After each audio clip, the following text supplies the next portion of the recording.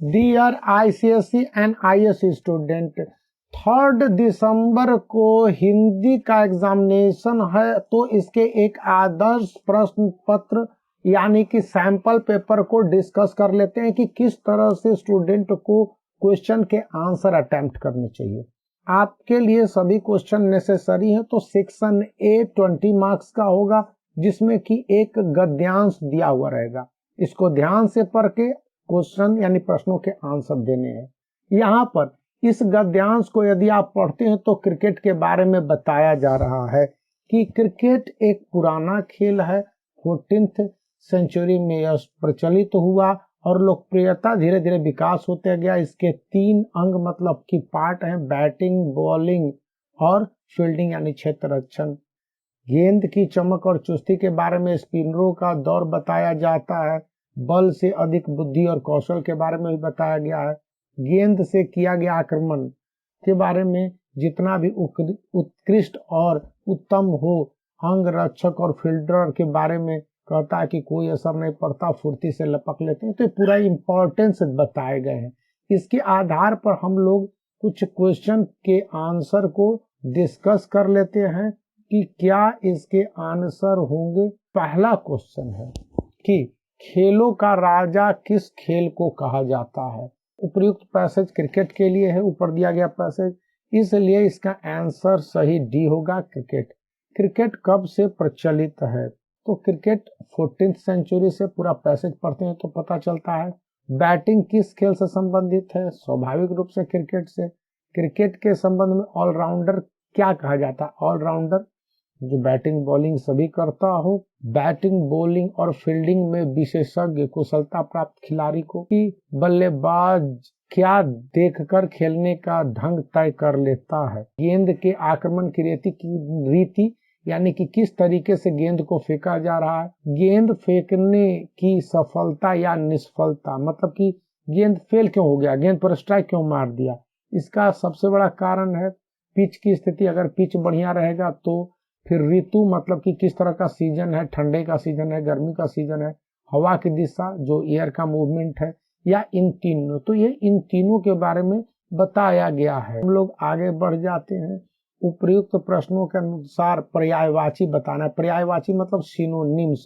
पुत्र का पर्यायवाची आपको बताना है। पुत्र मतलब बेटा होता है, तो पुत्र का पर्यायवाची आप किसको कह सकते हैं।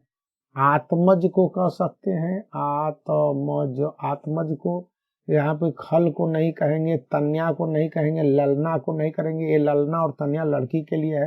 विलोम मतलब अपोजिट शब्द लिखना है कि आपके पास पतन का विलोम क्या होगा, और पतन का उपयुक्त विलोम मतलब सही विलोम क्या है, विलोम विद अपोजिट। तो उपयुक्त, विद्वान, उन्मुक्त और उत्थान। तो पतन है तो उत्थान होगा, यानी कि फॉल है वहां पर राइज होगा। यह है अनेक शब्दों के स्थान पर एक शब्द। दोपहर के समय के बाद, तो दोपहर के समय के बाद के लिए वर्ड आता है अपराहन। अपराहन यह शब्द है। फिर भाववाचक संज्ञा हंसना, तो हंसना से भाववाचक संज्ञा होती है हंसी, मतलब उसकी हंसी कैसी है, भाववाचक संज्ञा बन जाएगा यानी कि नाउन बन जाएगा। तो हंसी एक नाउन है और बाकी सभी नाउन नहीं है। फिर लिंग बदलना है, मतलब स्त्रीलिंग पुल्लिंग। नौकरानी, नौकरानी का नौकर हो जाएगा, लिंग आपने बदल दिया। सर्वनाम शब्द बताइए। सर्वनाम जो संज्ञा के बदले में आता है, तो बाहर कोई खड़ा है, कोई से एक व्यक्ति का बोध हो रहा है, इसलिए यह सर्वनाम है। निश्चयवाचक है, किसी के बारे में डेफिनिट रूप से कह रहा है। विशेषण बताना है और विशेषण के भेद को बताना है कि सदाचारी, सदाचारी विद्यार्थी जीवन में उन्नति करता है। तो सदाचारी किसको कहते हैं भाई, तो सदाचारी आप कहेंगे उसी को न जिसमें कि काफी कुछ गुण होगा। गुणवाचक विशेषण गुण को लेकर बताता है। निर्देशानुसार वाक्यों को रूपांतरित करना है, तो वाक्य को रूपांतरित करना है। वह कल दिल्ली जाएगा, निषेधवाचक मतलब नेगेटिव ऑफ सेंटेंस बनाना। इसके लिए है कि वह कल दिल्ली नहीं जाएगा। वाक्य भेद बताना है कि वाक्य कैसा। यहाँ पर अध्यापिका के आते बच्चे शांत हो गए, तो एक अध्यापिका सब्जेक्ट है या भी ये यहाँ पर संज्ञा है, और फिर बच्चे भी है, और उसके आने पर बच्चे शांत हो गए। तो ये आपके लिए एक सरल वाक्य का उदाहरण है, क्योंकि इसमें अध्यापिका के आते ही बच्चे शांत हो गए, तो ये सब्जेक्ट इसको जोड़ता है।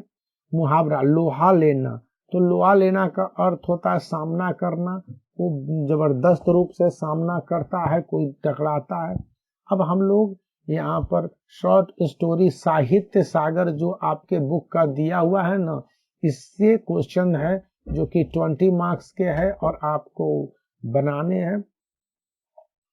देखते हैं कि फैसला सुनकर रमजान की आंखों में खून उतर आया, वह सोचने लगा यह दुनिया न्याय नगरी नहीं अंधेर नगरी है। फैसला किसने सुनाया था? तो फैसला जिला मजिस्ट्रेट शेख सलीमुद्दीन ने सुनाया था। आंखों में खून उतर आना, इसका अर्थ है बहुत क्रोध होना। फिर फैसला किसके बारे में आया था? यह रसीला के बारे में आया था। फोर्थ क्वेश्चन है दुनिया को अंधेर नगरी किसने कहा है? तो नो डाउट इसे रमजान ने ही कहा है, रमजान कैरेक्टर था। सजा किसे हुई है? रशीला को सजा हुई है। और उसके बाद यह दुनिया न्याय नगरी नहीं है, इसका क्या अर्थ है? तो इसका यही अर्थ हो गया कि दुनिया में सही न्याय नहीं होता है।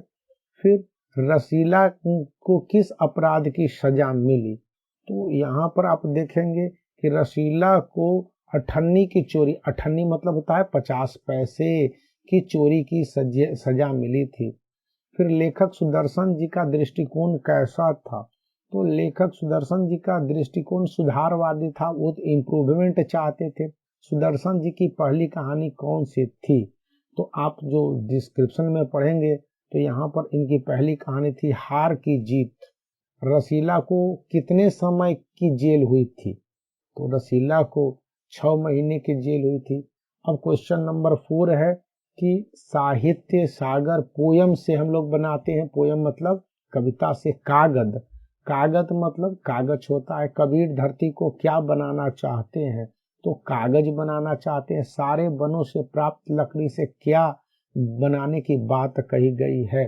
तो इससे आपको वस्त्र बनाने की बात कही गई, सॉरी ये गलत है, लेखनी बनाने की बात कही गई है।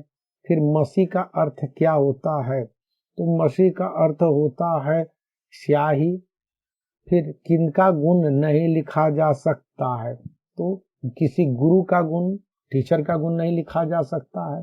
फिर यहाँ पर है समुद्रों की संख्या कितनी बताई गई है? तो समुद्र की संख्या को उन्होंने 7 बताया है, 7 समुद्रों को बताया है। फिर है दोहे से क्या पता चलता है? यह दोहा कबीर दास जी की दृष्टि में गुरु के महत्व महानता को जिक्र करता है। फिर बीजक क्या है? 8 नंबर क्वेश्चन है।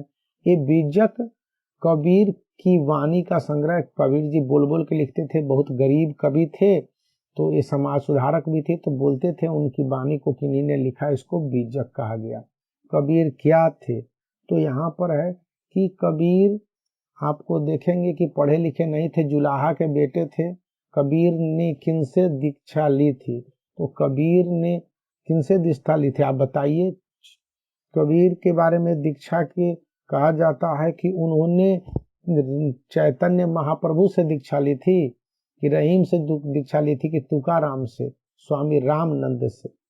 एक क्वेश्चन मैं आप पर छोड़ता हूँ, यहाँ पर मैं बता देता हूँ, रहीम गलत ऑप्शन है और तुकाराम भी गलत ऑप्शन है। चैतन्य महाप्रभु और रामानंद मैं आपको बता देता हूँ, और ये आपके लिए है क्वेश्चन, आप इसका आंसर खुद खोज लेंगे।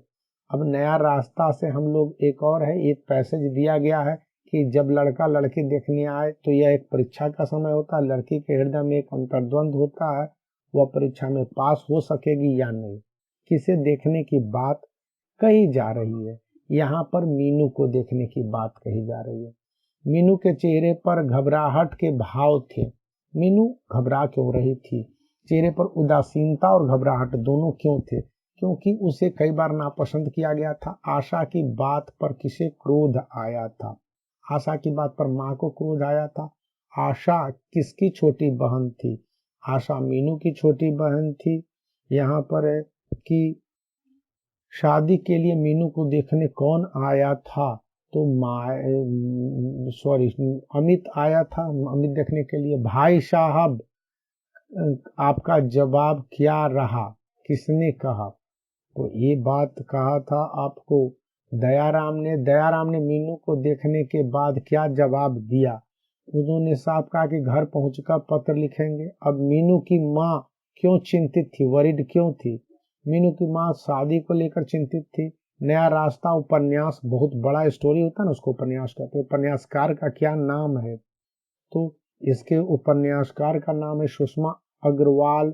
फिर घबराहट में कौन सा है? आहट, आहट, आहट प्रत्यय है, ये आपको समझ लिए। अब है एकांकी संचय, एक ही पढ़ना होता है तो मैं एकांकी संचय के बारे में बता देता हूँ। काश मैं संस्कारों की दास्ता से मुक्त हो सकती। तो अविनाश कहाँ रहता था? सी माँ और छोटे भाई से अलग। दूसरा है एकांकी संस्कार और भावना के लेखक कौन है? तो ए विष्णु प्रभाकर हैं। संस्कारों की दास्ता से कौन जकड़ी हुई थी? 3, ए अविनाश की माँ। नीच कुल का विजातीय भाभी कौन थी? ए अविनाश की पत्नी थी। माँ अपने बेटे से बिछुड़ गई है, तो माँ अपने बेटे से बिछुड़ गई है, इससे क्या भाव है? अविनाश से बिछुड़ गई है, मेरा बेटा बीमार है और मुझे पता न चली, स्थिति क्यों बन पाई है? बेटे से संपर्क न होने के कारण। माँ क्या सुनकर शर्म से घर गई? उसका बेटा बीमार था, मरकर बचा। अविनाश को किसने बचाया था? तो अविनाश को पत्नी ने बचाया था। वो शादी की किया था और शादी उसकी थोड़ी सी दूसरे जाति की, जो भी है वहां पर एक कहानी यही है। 9 कि माँ किसे अपराधी मान रही थी? माँ स्वयं को अपराधी मान रही थी कि वो नहीं आई अपने बेटे के बीमारी में उसको बचाने या मदद करने, हालांकि बेटा बच गया था। 10th, आपके पास पूछा जा रहा अकेली होने पर भी अविनाश की पत्नी किसी के आगे हाथ क्यों नहीं पसारने गई? क्योंकि वह स्वाभिमानी थी, वो जानती थी कि अपने पति की रक्षा करेगी। तो यहाँ पर आप इस चैनल को सब्सक्राइब कर लीजिए।